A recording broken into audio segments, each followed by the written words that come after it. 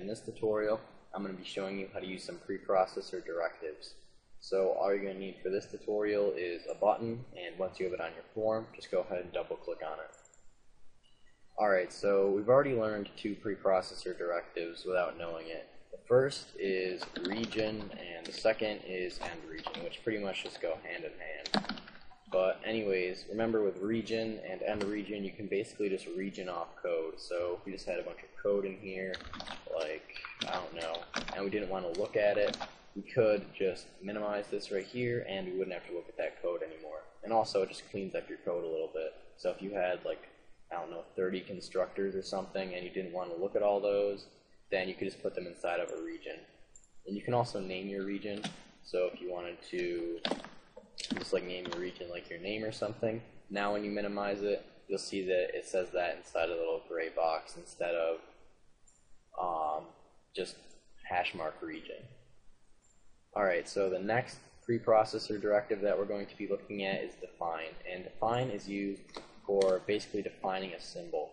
And when you're using both define and undefine, which we'll look at in a little bit, you must do it before every other code. So you can have preprocessor directives before it, such as the other defines and other undefines, but you can't have like using statements or namespaces or anything like that.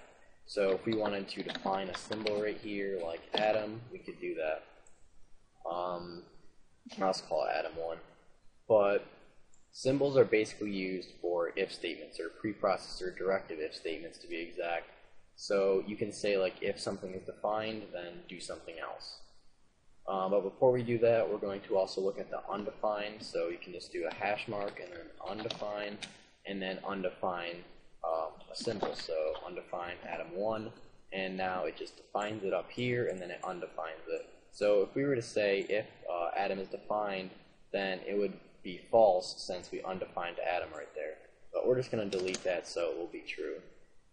Alright, so let's say that if Atom is defined, then we just want to have a message box show saying my name. So let's say Atom is defined. Alright, and we can't just use regular if statements. We're going to have to use the preprocessor directive if statements. So we're going to want to put a hash mark and just put if. And then following that, we're going to want to put a symbol to see that we want to test. So is Atom1 defined? Yes, it is, because you can see this code right here it's not gray. But if Atom wasn't defined, if you were to go up here and undefine Atom1, then this code becomes gray right here because it's unusable. It's not, this doesn't return true, so it'll never get to this code right here. And it's asking for more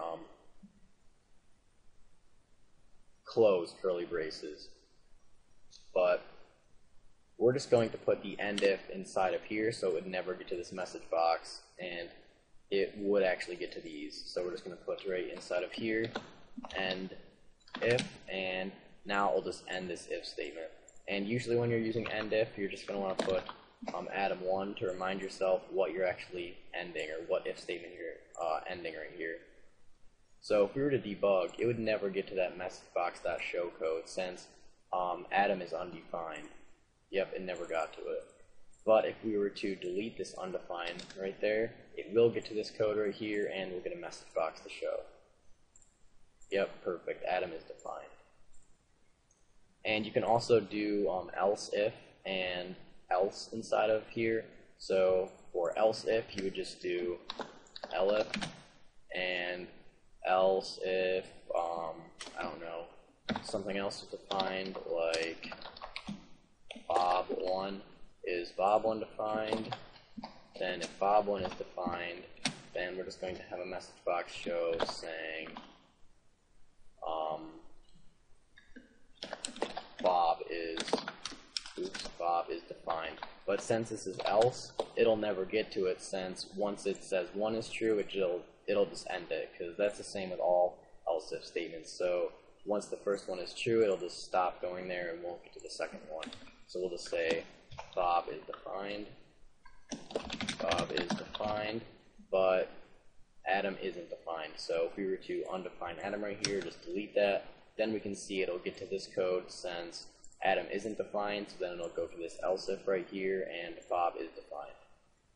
And we can use else as well, so we can say else, and then we could just say, have a message box show saying nothing is defined.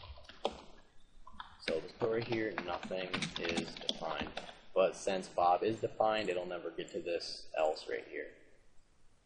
Alright, and one more thing that I'm going to show you before we end this tutorial is the errors. And you can basically just throw errors with these as well.